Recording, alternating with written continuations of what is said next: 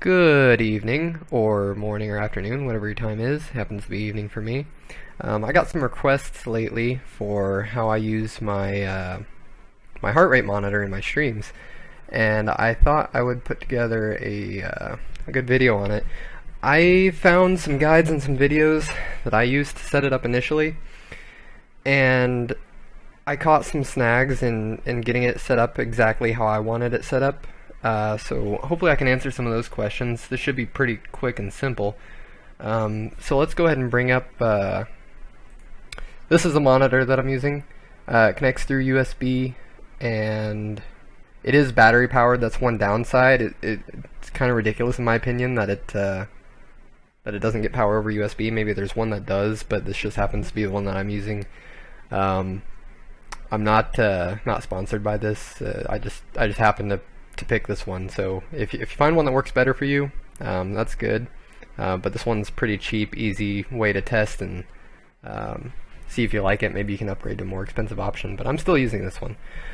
So I'll put the link in the description for this. But so yeah, this is the device you'll want to buy. It comes with the software for it. But if you're like me, you don't have a CD drive anymore. Those are a little archaic now. So you can go to this site. This is Contech. That's the company that manufactures that heart rate monitor. This SpO2 assistant is what you're going to want. I have it sitting up here. So after you get that installed, one other side note is, so when you're gaming, this is meant to be worn on a finger. When you're gaming, that's not really the best option. It took a little while to get used to, but I'm actually wearing it on one of my toes, so take that for what you will, but that's how I use it. It's worked pretty well. Sometimes it can be a little inaccurate whenever I like shift my feet too much or something like that, but it seems to do a pretty good job at compensating for that somehow. But so anyways, let's go ahead and launch this SpO2 assistant. You have my lovely little meta turtle here. Let me bring over the SpO2 assistant. So once you have the device powered on and connected to your toe, you'll want to go ahead and, let's see if I hover over this. Yeah, connect device. COM3, this is where I have it set up, so select that. I don't think you even have to select that. I think you just hit connect. Okay, there you go. Now you can see my heart rate. Okay, so once you have SpO2 assistant opened, we're going to want to add some of these elements as a source in OBS. So let's go ahead and add window capture, and I already have it, but so I'm going to name this one rate 2, and then we're going to select SpO2 assistant, hit OK. Okay, now see, when you first do this, it captures the whole window. We don't want the whole window. One little trick with OBS is if you hold Alt and drag, it crops instead of resizing. See, if you're not holding Alt, it'll do this. So yeah, we want to crop that. So let's grab this number here.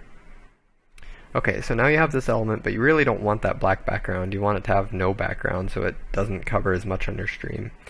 So the way that I figured out how to fix that is if we right click on the element and click filters, and we're going to add a filter, and we want color key. We're just going to leave it the default name.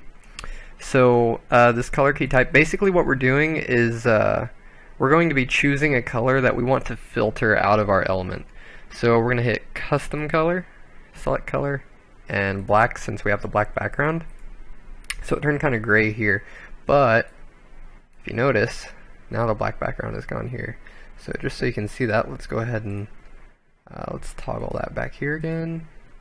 Okay, that messed up the color a little bit, but that's fine. We're just going to change it back to black.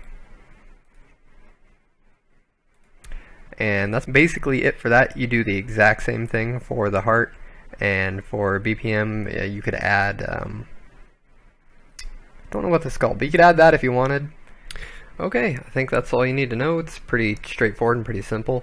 The only problems might be if you do end up going with another vendor or different software for this. If it didn't have one solid color background behind it, you might have some trouble filtering that out over here. And if you want to check out some examples of the heart rate monitor in use, feel free to check out my Twitch channel. I'm relatively new to the Twitch and YouTube scene, but hopefully I'll be uploading some more content in the near future. I'm about to graduate college, so I should have a lot more free time real soon. So hopefully you guys will be seeing more and better content. But for now, I'm going to go create that content for you guys, and remember, stay meta.